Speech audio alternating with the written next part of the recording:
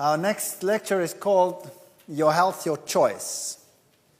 And because that's really what we're going to talk about.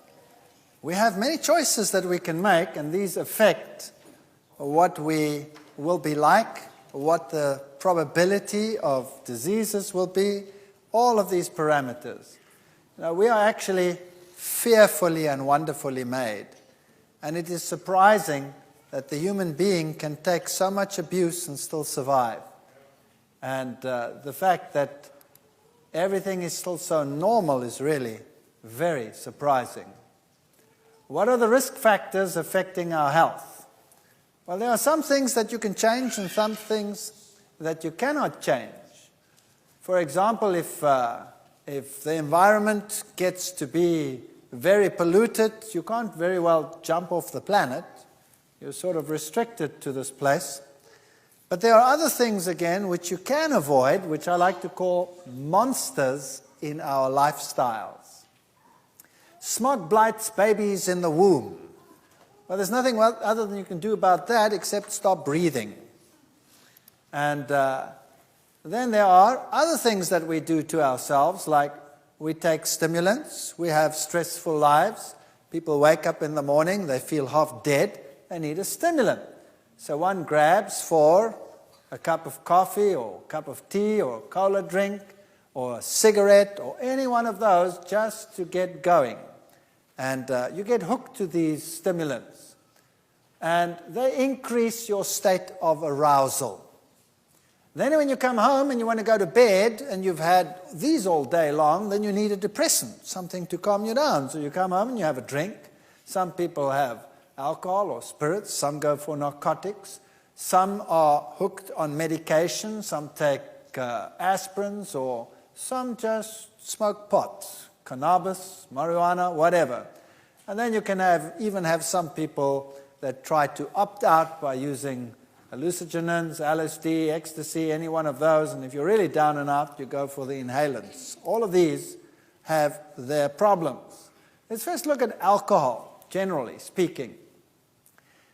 If you want to have active natural killer cells, that's a type of immune cell that gobbles up aberrant cells, like cancer cells, for example, then it's good that you should actually have no alcohol. A bout of heavy drinking influenced the ability of natural killer cells to destroy cancerous cells. That's been shown. And very small amounts of alcohol can also prevent these cells from actually changing or undergoing attacks or taking part in your immune capacity. So even small amounts of alcohol reduce your immunocapacity. Cirrhosis is not something that only comes from heavy drinking. Women particularly can be prone to cirrhosis of the liver, even if small quantities are consumed. Here, for example, is a normal liver. Here is a cirrhotic liver. Notice the fat deposition. Children, for example, many can be born with what we call fetal alcohol syndrome.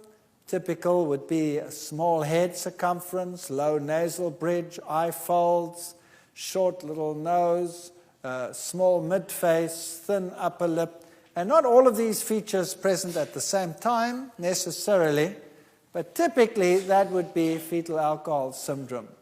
You know, it's very strange that women who drink excessively while pregnant have a 30 to 45% chance of having a child affected, but notice that just 2 mixed drinks per day seems to be the level at which damage occurs. So even a small amount of alcohol is detrimental to development, it's detrimental to your immune capacity. Everybody knows that cigarettes are bad for you, and typically cigarette smoke per day and the incidence of cancer is very strongly correlated.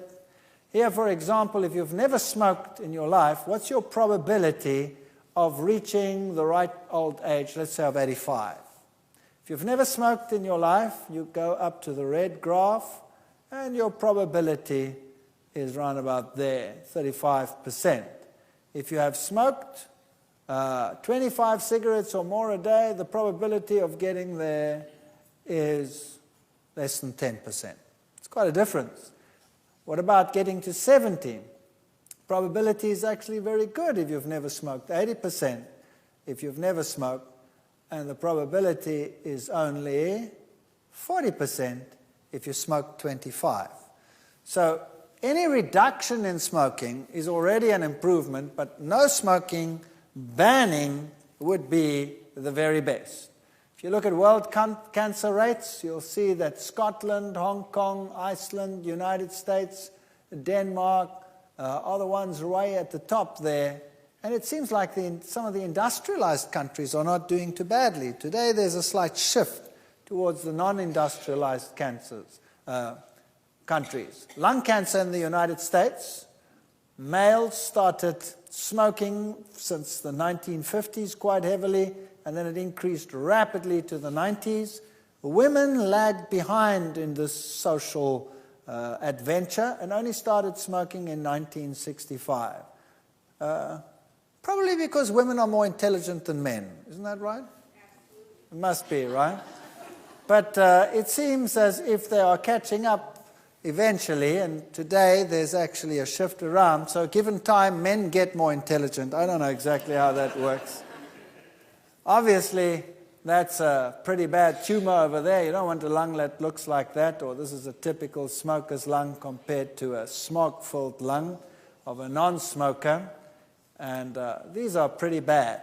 Here's an experiment that was done by a colleague of mine. We, at our university, were quite interested in lifestyle diseases. And this man over here, Professor Moritz, he did a lot of research. He's world-renowned for his nicotine research. And he did some fascinating studies on rats. And here you see metabolic rates, for example. Let's just look at this one. Glucose, burning glucose. Normally, a little rat would have that burning capacity, micromoles per gram per hour burning glucose. But if he gave them nicotine, that capacity doubled. If he withdrew the nicotine, then it went way, way low. Now, that's an interesting point. You see, women, for example, are very attracted to this. When they smoke, they naturally burn more energy, and therefore they tend to stay thinner. When they give up smoking, that capacity drops to less than half, and they tend to get fat. That's why women don't like to give up smoking, because they get fat. Whereas normally that would be your level, somewhere between the two. So if you give it up long enough, your metabolism would increase again. So the only thing you can do then is remain active and fit to prevent this from happening. But here's something very interesting that he found. If he took a pregnant rat and he gave the mother nicotine, that's the equivalent of simulating a mother that smokes during pregnancy. And then the pups were born, and he keeps on feeding her with the nicotine, simulating someone smoking, 1 milligram per kilogram body mass, and gives it up to day 21. That means the little ones are still getting the nicotine in the mother's milk. Then this is what happens to the baby's lungs. This one over here is one that receives nicotine, this purple one, and this is one that doesn't. These are the babies. So the babies never actually directly get nicotine, they just get it indirectly from the mother. And you'll see that when they are born, the lungs are pretty much the same, but as they develop the lungs, so the alveoli volume gets large compared to one where the mother did not get any nicotine. The alveoli volume actually gets small. Now that's important. So the babies from a mother that smokes, in brackets, would have large air sacs. And the babies from a mother that does not smoke would have small air sacs. Not only that, if we look at the number of alveoli, we have the same thing. Here is a mother, the babies of a mother that never smoked, and you'll see that the number of alveoli increases dramatically with development, where it also increases in the group where the mother did smoke, not as greatly. So there's a great difference in the number of alveoli at day 42 of development. So what does that mean? Simply this, that if a mother smokes, her offspring is likely to have large little air sacs in the lung and few. Whereas if the mother did not smoke, the air sacs would be small and many. Now, what is preferable? A small one has a large surface area for the exchange of oxygen relative to volume. So if you have lots of small ones, that's the way you would want it to be. And here is the nicotine alveoli of a little baby that did not smoke. Notice the large alveoli and the little holes in it. It actually tears and the lung actually bleeds internally. This is the baby that never ever smoked. It just inherited it from the mother. And here's one where the mother did not smoke, and you'll see nice tiny little alveoli. That's just the size measure over there. Smooth, no holes in it, absolutely perfect under the electron microscope. So very nice lung development.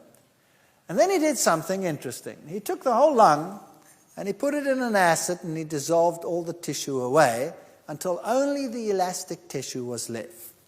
And here was the lung of a control rat. In other words, once all the tissue had dissolved, that's what left. That's the elastic tissue. It looks like a sponge. If you took the same age one from a mother that had, in inverted commas, smoked, that's what it looked like. Wow. So basically, that is a lung of someone who has emphysema. That lung is so useless. The air sacs are large and floppy, and the elasticity of the lung is poor. So some people who have children do this to their kids. I believe my wife is one of them. She has the worst lungs under the sun. You go to that test where you blow to see what the force of your lung is and your capacity. She blows it that far. Her mother was a heavy smoker while she was pregnant, and my wife just inherited these pathetic lungs. Me, I blow that thing into the middle of next week. My mother never smoked, even though I smoked when I was stupid and young. It makes a big difference. Your choice, you see, does not only affect you, it can affect your offspring. And secondhand smoke is just as bad. Then there's something else about certain plants. We've looked at secondary plant compounds, phytochemicals that are healthy. Now, there are phytochemicals that are harmful in certain plants.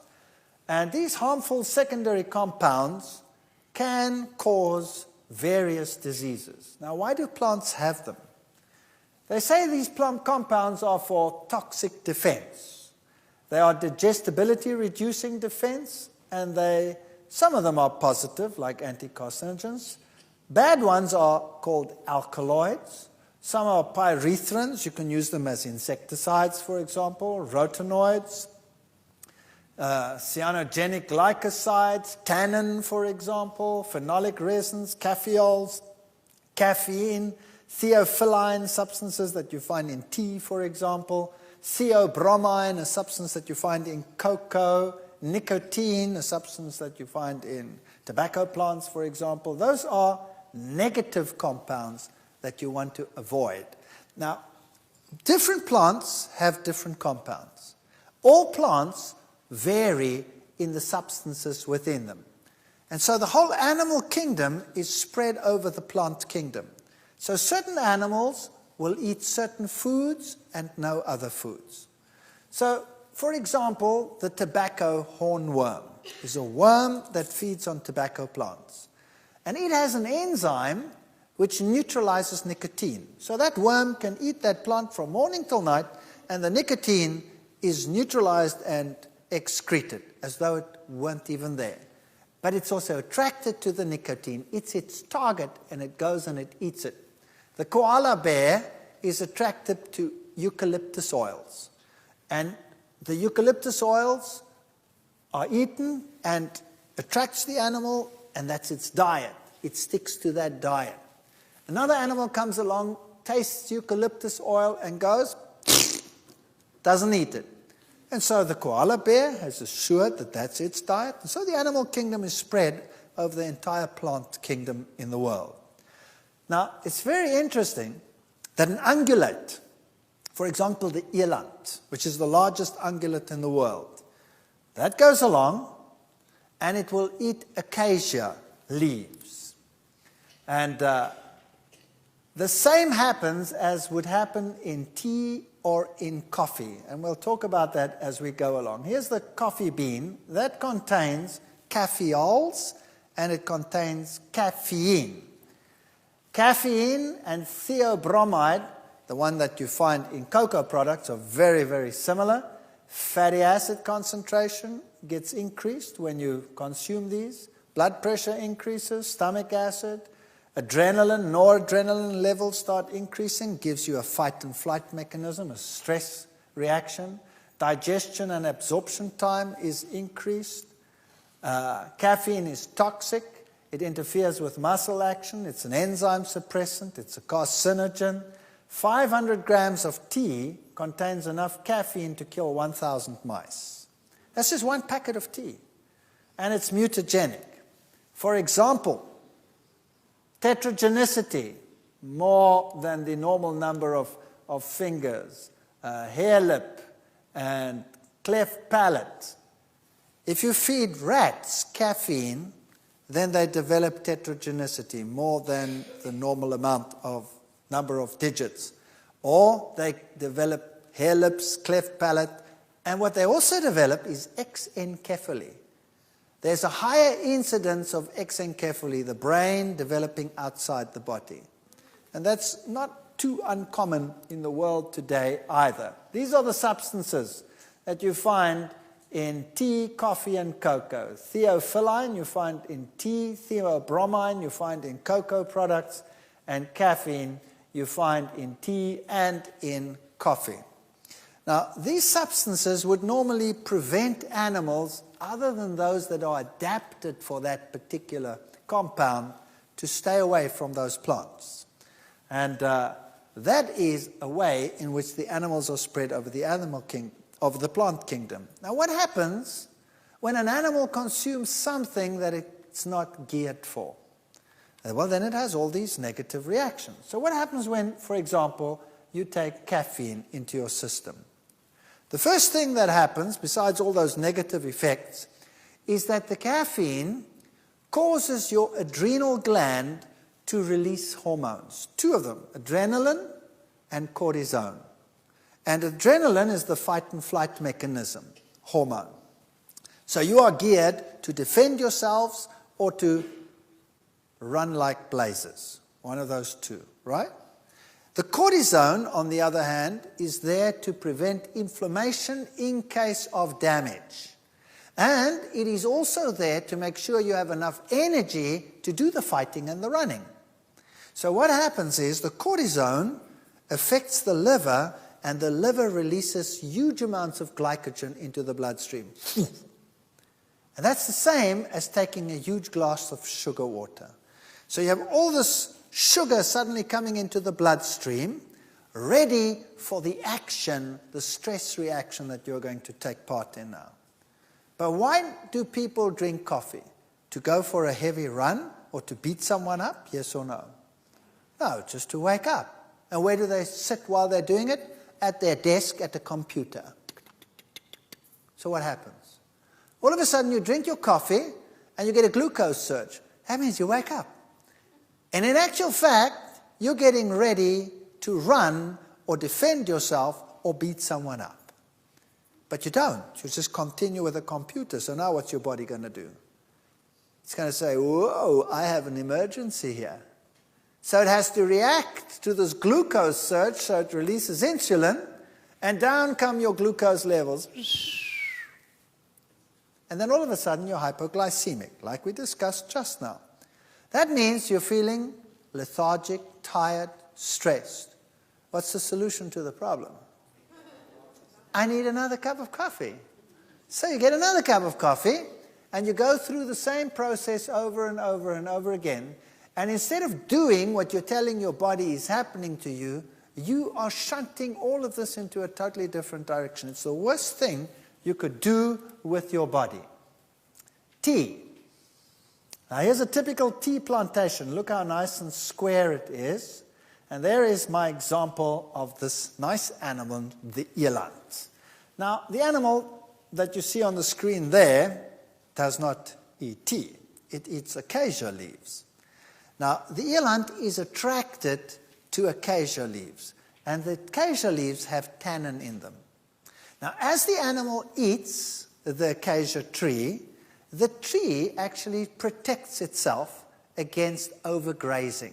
So what happens, as the leaves are broken, they release a pheromone, and the pheromone warns the tree and the rest of the trees around something's breaking the leaves. It's a fascinating system. And the trees respond by increasing the levels of tannins in all the leaves. And then at a particular point, the eland will bite and the leaf is astringent.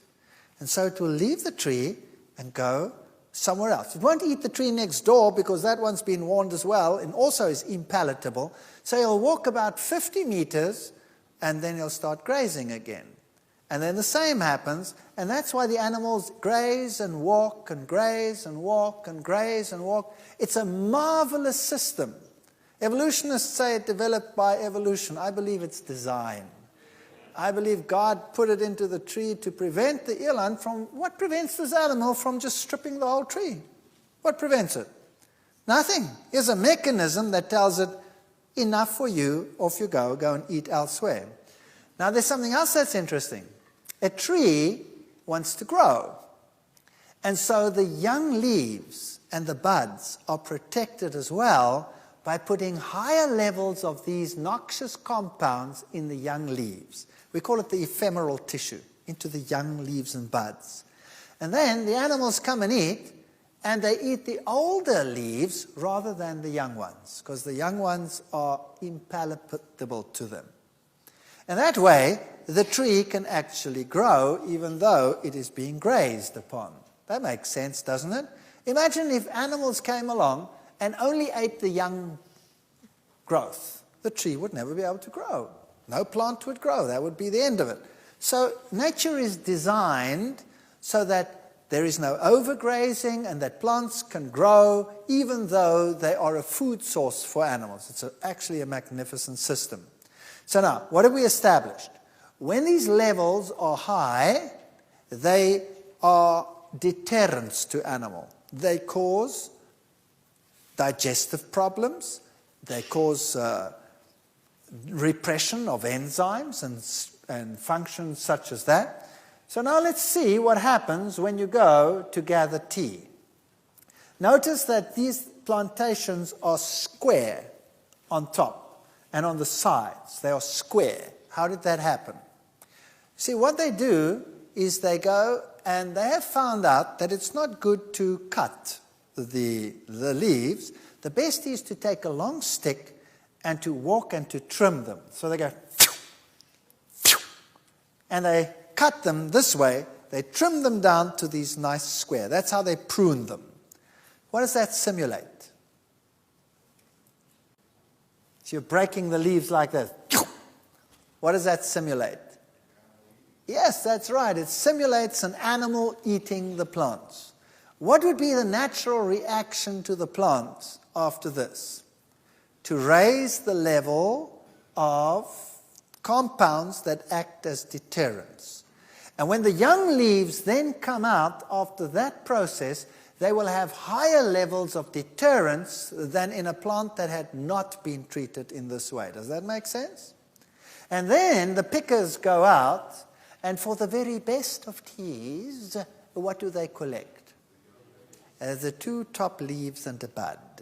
Those have the highest levels of these noxious compounds in them that any self-respecting animal would avoid, but not man. Man picks them, and then what does he do with them? Well, he dries the leaf, and that he calls green tea. But that's not good enough for most people, so what they do is they take all these leaves. By the way, how does he dry them? By cutting down the forest, making huge amounts of smoke, and drying it that way. Then he takes this tea and he puts it into fermentation vats, and he adds bacteria, and then he ferments them. Now, bacteria have to live. What do they live on? They live on everything that is edible in that leaf. And they ferment it away until it's all gone, and what remains in that leaf? Only that which is non-usable. So now, when you take that and you dry it again, what do you have then? Then you have high concentrations of toxins which no self-respecting animal would even get near to. It would be astringent, and it would be bitter, and it would be a taste and a metabolic deterrent. And what do we do with it? We make a solution, and we pour it into a cup, and then we say, drink it. Now do a baby test and give a cup of black tea to a little baby and watch its face. It'll take a sip and it'll go, how? And spit it out, right? What do? Obviously the thing is impalatable. It's as bitter as gall. It's full of toxins. We have to make it palatable. So what do we add? Sugar, because it's bitter. Now we add the sugar to take away the bitter. We are the stupidest animal on the planet, no doubt. You add the sugar, and then it's still astringent. So what do you add to prevent that, to make it smoother? You add cream. And then you can actually get this noxious compound down. And it's still so wickedly bad that you have to make a culture out of it. So you put it in a neat little cup and you raise the finger and you teach everyone that you have to drink it like this. And then you must say, ah, afterwards.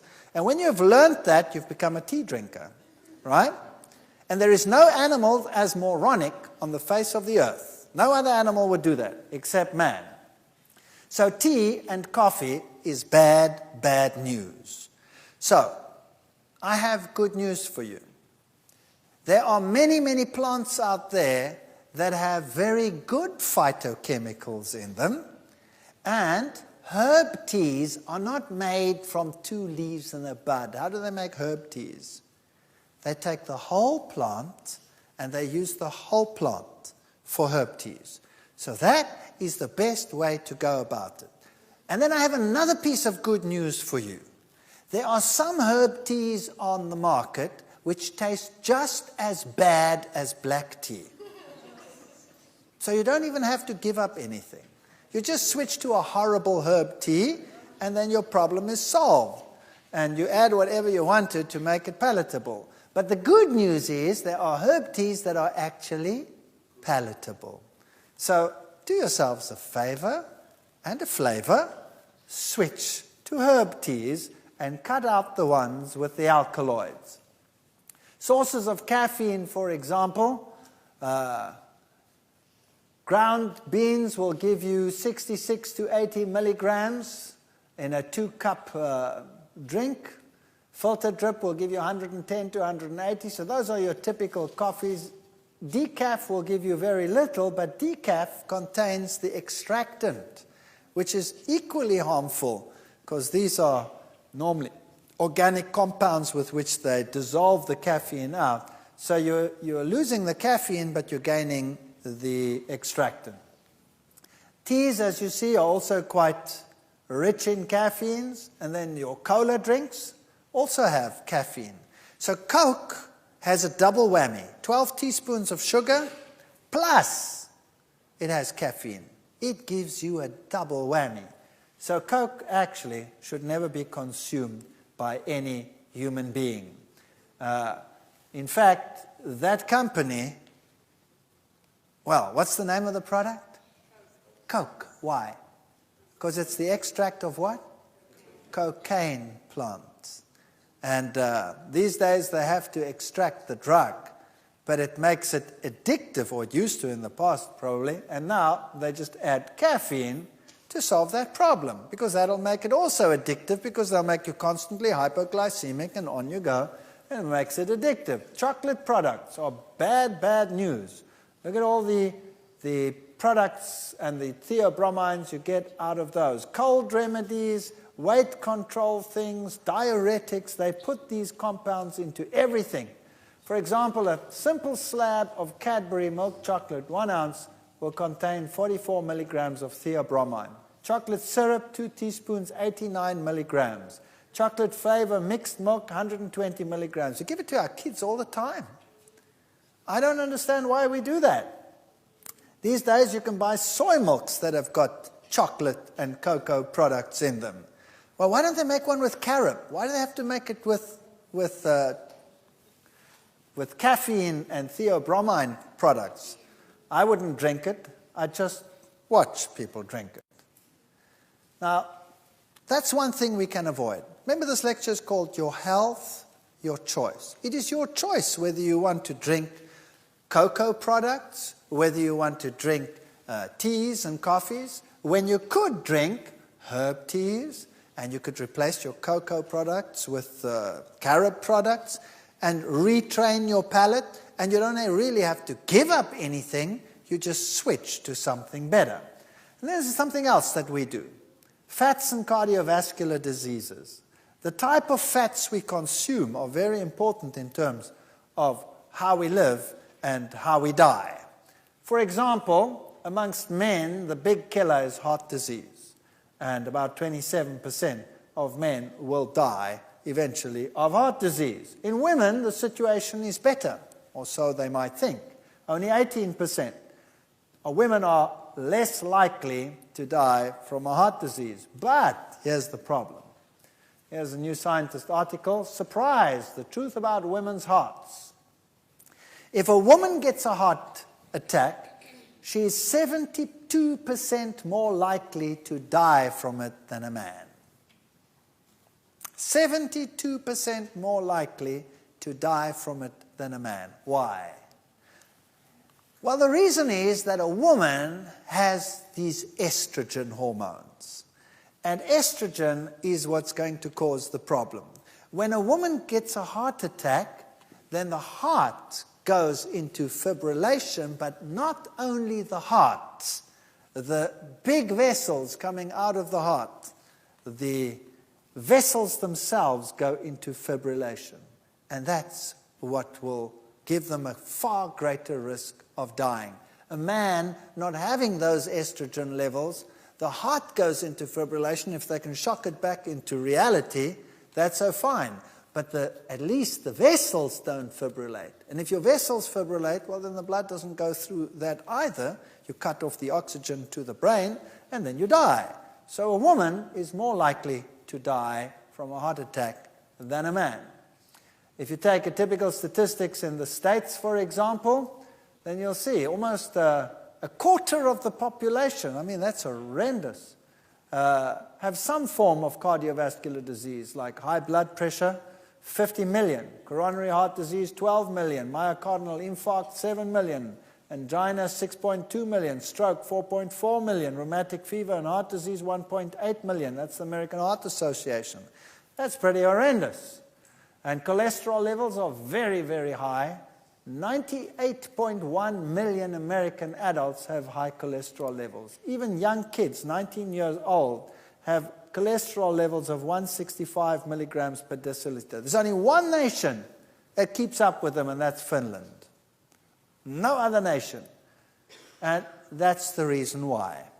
That's the diet. That's a very high cholesterol-forming diet. Dairy products are very cholesterogenic. Eggs, meat products, those are the ones. Seafoods are relatively high too. And roe, for example, 300. Salmon is pretty high. Shrimp, all of these products, especially down here in your state, very high cholesterol diets that we see over there. Dairy, one of the very high cholesterol foods. We'll deal with that later. Whereas high-fat foods in the plant kingdom, like avocados, coconuts, they are not cholesterogenic. There is a notion that they will cause high cholesterol, but they don't. They don't cause high cholesterol at all, because the protein associated with it is plant protein. It actually lowers cholesterol. And the avocado, the oil in it is a monounsaturated oil, and it lowers your cholesterol level. So no high cholesterol from those products. Here is a typical way in which clotting and plaque formation forms. This is what you want. You want a nice, squeaky clean blood vessel without any of these compounds. People today say that cholesterol is not really the problem.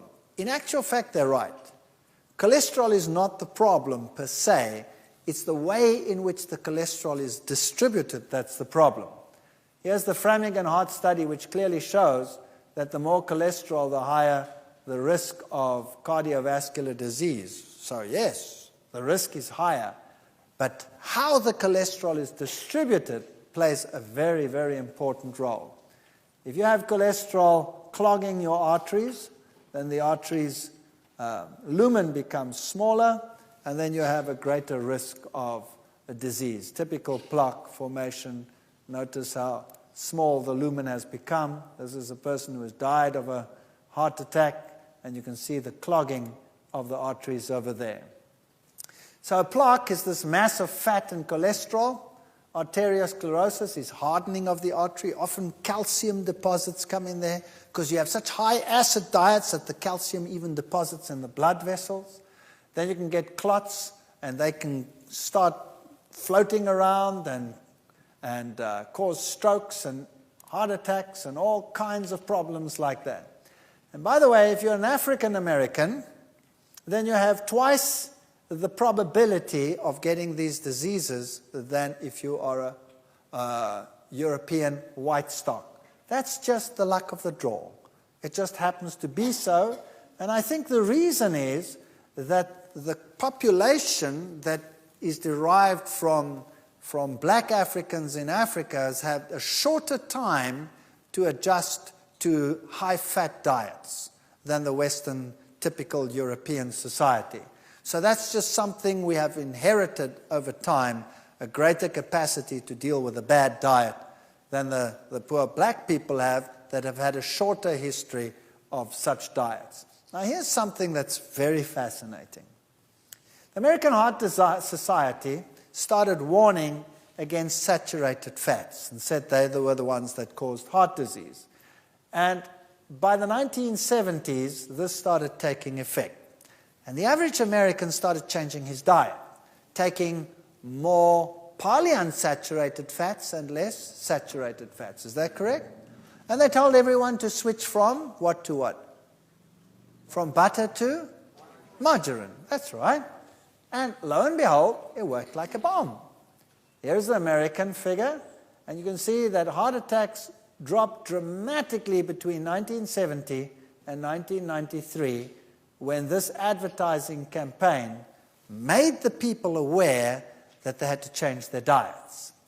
In the UK, you had exactly the same thing. They were a little bit slower in taking off, but their heart attack rates also came down. The Japanese, in general, didn't have that problem to begin with in those years. Didn't have the problem.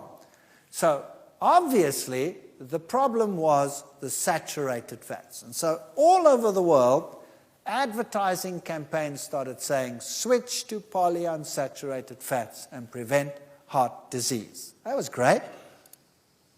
But what about fats and cancer? Same time period. While down came heart attacks, in the same time period, up went cancer.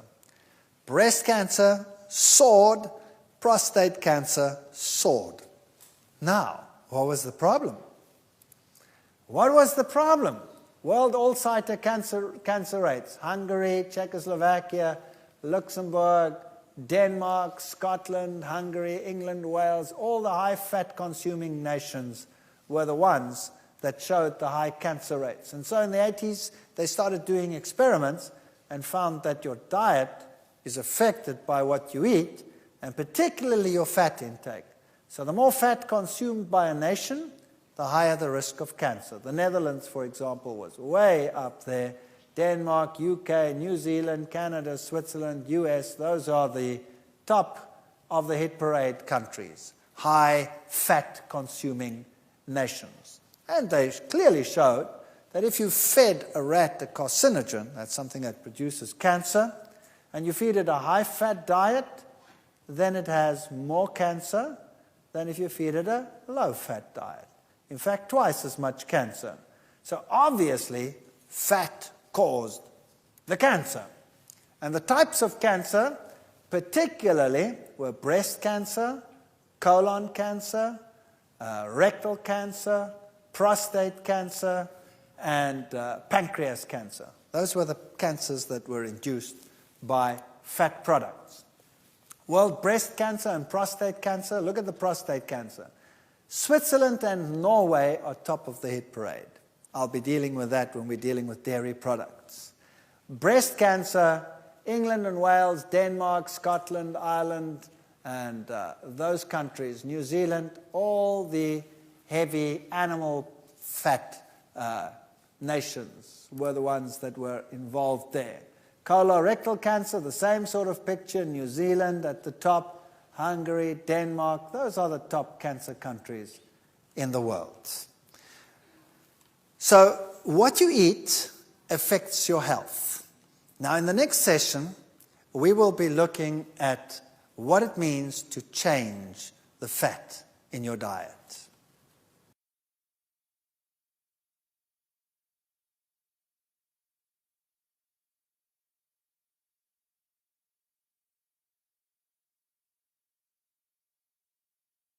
All right, we've been looking at fat in the diet. And fat in the diet, we saw in our previous session, is directly correlated with disease, either cardiovascular disease or cancer. Now we're going to look at messing with fat, changing the structure of a fat. What does it mean? Now here's a normal saturated fat. Notice that there are no unsaturated bonds over there. Here's an unsaturated fat. There's a double bond there, a double bond, and a double bond. So this is a polyunsaturated fat. Wherever there is a double bond, the molecule makes a kink like that, like a V, okay? And so the molecule, because it has these kinks, is an open molecule. It's sort of open. And that means oxygen can get in very readily. So this fat over here tends to oxidize quite readily. And when it oxidizes, it forms free radicals. So when you extract a fat, it starts oxidizing. And the more unsaturated it is, the more it forms free radicals. For example, the polyunsaturated fat is unstable, and it causes free radicals over time. So you need a balance between polyunsaturates and antioxidants. And the natural antioxidants that you find in plants are vitamin A, vitamin C, vitamin E. And that vitamin E is built right into the seed where the oils are. So in a seed, the oil, in a sunflower seed, the oil is present, packed with antioxidants, and that oil remains stable. As soon as you extract that oil, then you expose it to air, and you have to increase the amount of vitamin E dramatically, 200 times, before it will stop oxidizing. And that doesn't happen. So they extract the oil, and then it forms these free radicals. And it forms all these compounds, peroxides, aldehydes, ketones, all these bad fellows. Now, when they extract the oil, to get enough oil out of the seed, they heat it as well. So, for example, when you heat a saturated and a polyunsaturated fat, and you heat it to 170 degrees for 2 hours, then it causes liver ailments when you feed it to an animal. That's centigrade. That's what? About double it for Fahrenheit. All fats heated to 180, that's about 360 degrees Fahrenheit, for 2 hours or more will produce serious liver ailments. And a triunsaturated fat will undergo oxidation 10,000 times faster than a monounsaturated fatty acid. So now here's the problem. When you extract that oil out of the seed under heat, normally they heat it to up to 200 degrees centigrade. That's 400 Fahrenheit. And they do that for 2 hours. So by the time you buy it, that oil would already cause serious liver ailments to a rat. Now, what do you do with the oil when you buy it? you cook with it. So you heat it. To what heat do you heat it? Very high. If you have a plate on your stove that's red, that means it's 600 degrees because you can actually see the light. You're putting your pan on there and you're heating that and you're cooking whatever you're cooking in there. You are just creating free radicals like crazy. Now, what about the corner fast food store? That has huge vats with boiling oil, and they put the French fries in there and they do their thing. How long does that oil stay heated? Wow, you are actually buying carcinogens. Could I have a packet of carcinogens, please? Large or small, sir? Well, is there a difference in the price? Yes, the more carcinogen you buy, sir, the more expensive it gets. Oh, good. Can I have some, please? Isn't that what we do? All right. So this is bad, bad news. Notice that a triunsaturated fat oxidizes 10,000 times faster than a monounsaturated fat. Now, we know that the saturated fat is not really good. And in fact, animal saturated fat is the very worst of all. Do you know why? Because it has no antioxidants. Zero. None. So when you take an animal fat and you fry in that, it oxidizes quickly because there are no antioxidants in it. If you take a plant fat, it at least has antioxidants in it. Now, which fat would therefore be the very best fat to take? A tri or a mono or a saturated? Which one? Notice the mono will undergo oxidation 10,000 times slower than a tri. So which is the best fat to take if you're going to use an extracted fat? Mono. No doubt. Mono will be the best one to use.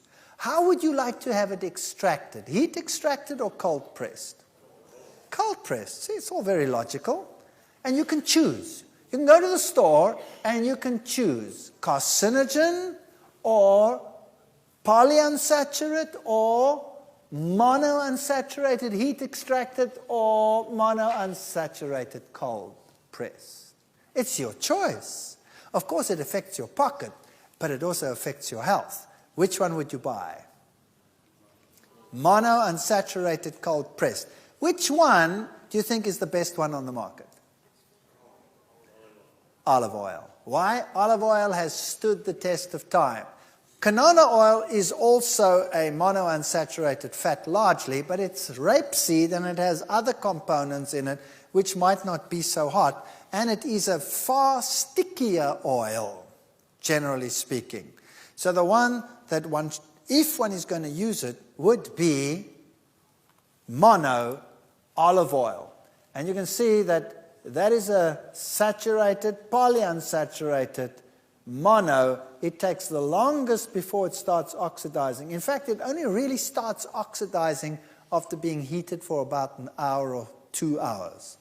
So if you take a cold press and you drip that over some potatoes and you pop it in and mix it all up and put it into the oven and you bake that at 200 degrees centigrade, that's what, 380, 400 Fahrenheit, and you bake it at that for an hour, you have golden brown chips and you have far fewer carcinogens than if you used sunflower seed oil. So make your fries like that. You don't have to give them up. Don't eat them as often, but when you make them like that. Here's a typical polyunsaturated ones, linoleic and linolenic acid. Now these are essential fatty acids. That means it is essential that we get them in the diet. We need them, we cannot live without them, we have to have them, and we can only get them from the diet. Now what's the best way to get them? Extracted or in the whole food? Absolutely, that's the best way to get them. Hydrogenated margarines and oils are another problem that we're facing today. U.S. News report, it is a violation of the law to make any claim that polyunsaturates can prevent or treat heart disease. Very interesting. What's happening here? Oil in margarines will be soya, maize, sunflower, olive, coconut, palm oil. there will be emulsifiers, preservatives, colorings, flavorings. Then you go through a process of removing the gums, neutralization with caustic soda, bleaching, filterizing, and then a process called hydrogenation. Heat and a catalyst and hydrogen. It's filtered, neutralized, bleached, deodorized, etc., and then they make the margarine. All right. Now, oil is a liquid. Plant oils are liquids, and polyunsaturates are liquids more than saturates. So now, normally, all oils naturally are in a form that we call the cis form, which means if you have your double bond, the two sides of the chemical arms are on the same side of the double bond. Now, when you change this fat and you hydrogenate it, you switch the one arm round. So then you have what we call a transform. Now, they are on opposite sides. I always explain it to my students. It's like giving someone a hug. If the two arms are on the same side, you can give him a hug. But it's very hard to give someone a hug when you look like this. It's very hard. So this form is the only form that our body recognizes. We have enzymes for this form, but we don't have enzymes for that form. Now, why do they change the form from this form to that form? The answer is this. That form is a liquid. The cis form is a liquid, and the trans form happens to be a solid. And they know that you do not want to pour your margarine over your bread. You want to smear your margarine over your bread. Does that make sense? And there's one other thing. When it is in this form, in the trans form, the bacteria don't have the enzymes to recognize it either. Which is good for the industry. That means that fat will not go rancid. But you know what? The younger generation doesn't know what rancid is. They don't know. This has gone rancid. When last have you heard that? It doesn't exist anymore. Why not? It doesn't go rancid. Why doesn't it go rancid? Because the bacteria don't want it anymore. Why don't they want it anymore? Because they can't digest it anymore. Good news, they have the same enzymes to digest it that you have. That means you can't digest it either anymore. So what is a margarine, really, if it's full of trans fats? It's a foreign substance. I call it shoe polish. You see? He already answered. I call it shoe polish. It's good for shoes, but for human consumption, no. So now you have a fat in you that you do not recognize. What do you do with it? What are you going to do with it? You're going to store it where you won't ever use it. Don't you store the things you don't use in the upper cupboards? Right? So you will store it under the skin, as far away from the heat source in the body as possible. And then it starts getting into the connective tissue and it makes bumps. And you look at it and you say, ooh, I've got cellulites. And you start training like crazy, but you know that stuff just doesn't go away. Have you noticed that? Cellulite just won't go away. The only way to get rid of it is to stop eating this plastic, which is trans fat, and exercise, and eventually it'll go out through the skin because your skin is oily, the cells burst, and the fat gets released that way, and that solves your problem. So trans fats are not a food. They are not fit for human consumption. They were never meant to be a food. They are good for the industry. And I have found out over the years that whatever is good for industry is normally bad for you. Isn't that so? All right. Now, unfortunately, they found out that if they add a certain percentage to normal oil, so that it still stays liquid, the bacteria don't like it as much either.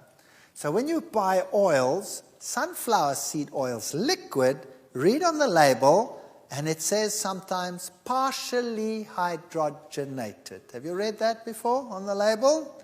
That means partially unfit for human consumption next time you read it, okay?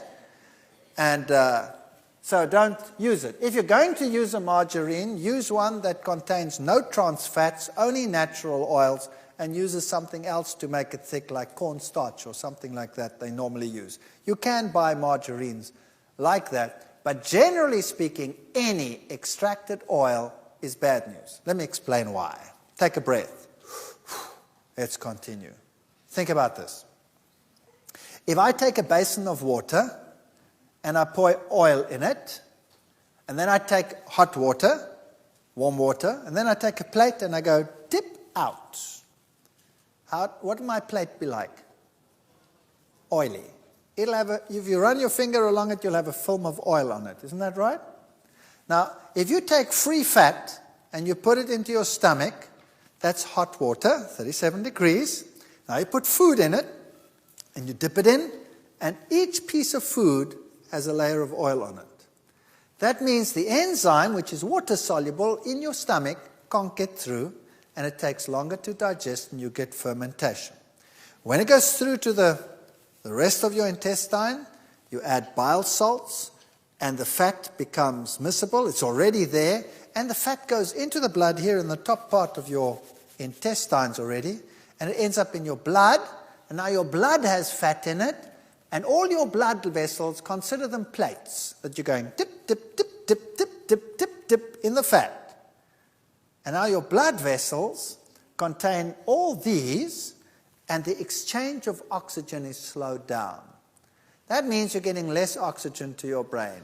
That is why if you have a fatty meal, very soon thereafter you go, and you fall asleep. Isn't that right?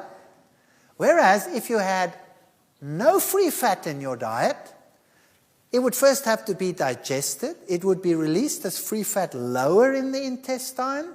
It would be absorbed way low down and not go straight into the normal bloodstream. It would first go into the portal system, first go to the liver.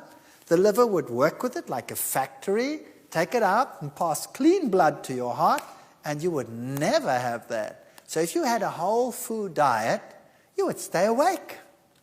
And you come to your class and your students are all asleep. It's a nightmare. It's a nightmare. So, switch to margarine. Women who eat 4 or more teaspoonfuls of margarine a day have a 66% greater risk of heart disease than women who have margarine less than once a month. Now, why is that? The trans fatty acid levels in the margarine seems to be the problem. So, you don't want trans fats. Trans fats are not a food, and they cause cardiovascular disease, and the polyunsaturates, they cause cancer. Margarine is not a good idea. Not a good idea. So what do you replace it with? There's another lecture coming up on that. Mopping up free radicals, we've already discussed it. So what you want in your diet, because we're going to face these hazards in the world, is you want lots of fruits and vegetables and natural foods such as these in your diet to help you cope with that situation as we discussed it in the previous lecture. All of these will help you mop up those free radicals.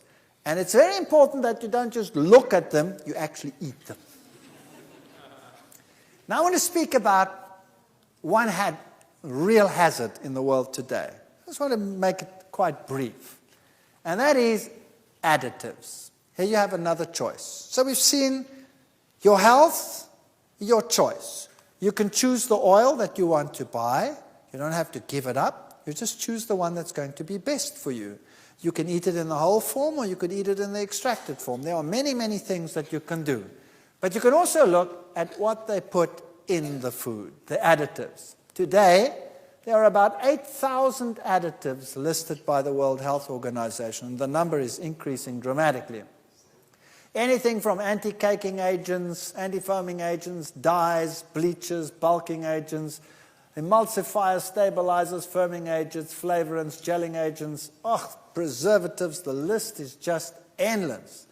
And there are many food intolerances that people have. You have non-immunological toxic effects, and then you have immediate ones, delayed ones, psychological effects, physiological effects. 10 to 20% of the population is asthmatic. Much of this can be alleviated just by getting rid of the additives, like sulfate oxidase deficiency leads to asthma. Dairy products is another one we'll be dealing with later. Now, the food additives are used as all of these components for colorants, etc. Some of them are used during processing, like foaming agents, anti-foaming agents, pH control agents, and all of those. And some are used in the final product, like your antioxidants, your colors, your pH control agents, your texturizers to keep things crispy, etc. And these are some of the behavioral reactions. Migraine, hyperkinesis, that's hyperactivity, or super sluggishness, photophobia, depression, irrational behavior, all of these, paranoid ideas, even transient blindness, and then all of these nerve disorders, insomnia, fatigue, nervous tics, all of those can be attributed to food additives. Sweeteners are one of the worst ones to watch. They're used in place of sugar, as you know. Saccharin is a very common one. It's implicated in abnormal cardiac rhythm, causes itching, nausea, swelling, blistering. It's a mutagen.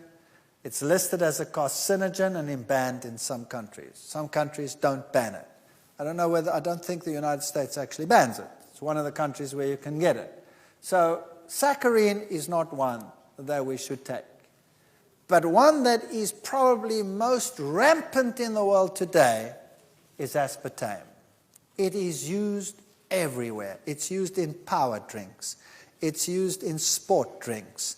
It's used in sweets. It's used so widely that it's scary. You'd have to watch where it is used.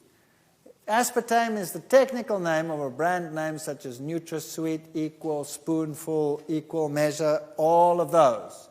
And it accounts for about 75% of adverse reactions in the United States, for example. There are some 90 symptoms associated with it: headaches, migraine, dizziness, seizures, nausea, numbness, muscle spasm, weight gain, rashes, depression, fatigue, irritability, tachycardia, fast heart rhythm, insomnia, lack of sleep, vision problems, hearing loss, heart palpitation, breathing difficulties, anxiety attacks, slurred speech, loss of taste, tinnitus, vertigo, memory loss, joint pain. I mean, the list is just endless. That's definitely one to avoid. Now, what does it do? This is what can be triggered by aspartame. So brain tumors can be triggered by it. Multiple sclerosis, if you have it latently, it can be triggered. Epilepsy, chronic fatigue syndrome, Parkinson's, Alzheimer's. Doesn't cause it, it just exacerbates it. Mental retardation, lymphoma, birth defects. Oh, terrible stuff. Now, what is it made of? 3 chemicals: aspartic acid, phenylalanine, and methanol. 2 of them are amino acids. So there's 2 amino acids. So people will tell you aspartame is a natural product. It's made of amino acids. In fact, free amino acids are sweet. And so most amino acids will act as sweeteners. And phenylalanine is probably one of the sweetest. So if you take that freely, it's sweet to the taste. Aspartic acid is the other one that is sweet to the taste. And then also contains methanol. Now, aspartic acid, as you see, is an amino acid taken in its free form. It significantly raises blood levels of aspartate and glutamate. Now, the same you will find in monosodium glutamate, MSG, that you find in Chinese food a lot. And aspartate and glutamate are what we call excitotoxins. Now, people will say, now, hang on a second, it's just an amino acid. But think about this. No animal in the world, no creature in the world ever eats free amino acids. You just don't do it. How do you get your amino acids? You eat a protein. And the protein is not sweet when you chew it. The protein goes into your stomach and there it is cleaved into blocks by the enzyme pepsin. And then it goes through to the duodenum, and there it is cleaved by another protein called trypsin into smaller pieces. And then it goes further down in the intestine, and then the amino acids are cleaved off one by what we call exopeptidases, enzymes that cut them off piece by piece. So the only place in your normal life where you ever have free amino acids is way down in the bottom of your intestine. Now, where does that go to? It goes just like that fat. Where does it go to? It goes to the liver. And the liver is a factory. It is your food factory. And it builds everything into your type of protein that you need and then transports it to wherever it has to go. So you never have excesses of those free amino acids free in your blood. Whereas if you take them free like that, they go straight into your bloodstream and they end up in the brain, where they shouldn't be. They should first be regulated by the liver. They go straight to the brain and they act as excitotoxins. So your kids go berserk and the adults go depressed. Now, what does it do? Excessive levels of phenylalanine in the brain can cause the levels of serotonin in the brain to decrease. Now, what's serotonin? Serotonin is a neurotransmitter. Now, schizophrenics have low levels of serotonin, and they go berserk. They're dangerous, they can kill you, they are out of control, so they're put into asylums. And then a psychiatrist comes along and he gives him medication to what? Raise his serotonin levels, and then he's quite normal. You can talk to him, there's no problem. There's no problem with that person.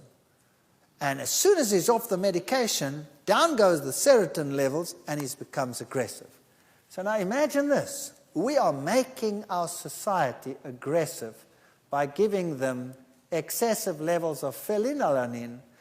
Kids that drink these power drinks and that drink these sports drinks have high levels of this compound, and that's what happens. And then they become highly aggressive. And by the way, the antioxidant that they put on snack foods, like chips, butylated hydroxytoluene, butylated hydroxyanisole will do exactly the same thing. Lower the levels of serotonin. What do our kids eat in break? They eat these snack foods, and they're hyperactive, and they're aggressive, and they kick each other to pieces. Methanol, what does that do? That's the other compound in it. The recommended limit of consumption is 7.8 milligrams per day. Now, 1 liter, that's a quart approximately, of aspartame sweetened beverage contains 56 milligrams of methanol. Take a look there. 7.8 is maximum recommended. 1 liter, not 1 quart, will contain 56 milligrams. So heavy users of aspartame consume as much as 250 milligrams of methanol per day, or 32 times the recommended amount. Wow. That is bad news, and that will cause problems and diseases like you cannot believe. So aspartame can be found, for example, in instant breakfast foods, breath mints. Read them, those little ones, very often, those nice, cute ones. Watch them. Cereals, sugar-free gum, cocoa mixes, coffee beverages, frozen desserts, gelatin desserts, juice beverages, laxatives, multivitamins, milk drinks, pharmaceuticals, supplements, shake mixes, soft drinks, tabletop sweeteners, tea, beverage. It's everywhere. Wine coolers, yogurt. They put this stuff into everything. I think they're on an agenda to destroy society.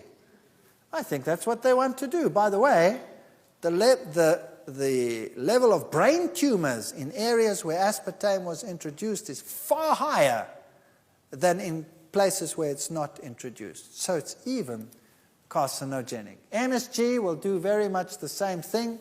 General weaknesses, palpitations, headaches, cold, sweating, shuddering, especially in children. So what am I basically telling you? By the way, if you take these sweeteners that consist of amino acids, this is what happens. Imagine this. You put this into your mouth and you pick up sweet. Your tongue tells you sweet. Now there's a nervous connection between your tongue and your brain, or else you wouldn't know that it's sweet, right? But there's also a nerve that attaches to your brain, and the brain says, sweet, something's on the way. What is it? Sugar. And it sends an impulse down to the pancreas and tells the pancreas, sugar on the way. And the pancreas says, brain says, sugar on the way, starts producing insulin. And then, after a while, no sugar comes. All you have is amino acid coming down. And the pancreas says, hello, what's going on here? Where's the sugar? The brain says, I know it's coming. I tasted it. Are you calling me a liar? Of course not. And so this communication goes on, and the pancreas responds every time to the brain and produces insulin. And then nothing happens. And guess what happens? It's just like a kid that you tell something too often. What do? They filter it up and they don't even hear you anymore. And so the pancreas stops reacting. And now you have a big something sweet. And the brain says, sugar on the way. And the pancreas says, and suddenly the sugar's in the blood. And then what you have? You have a crisis. You have too little insulin production.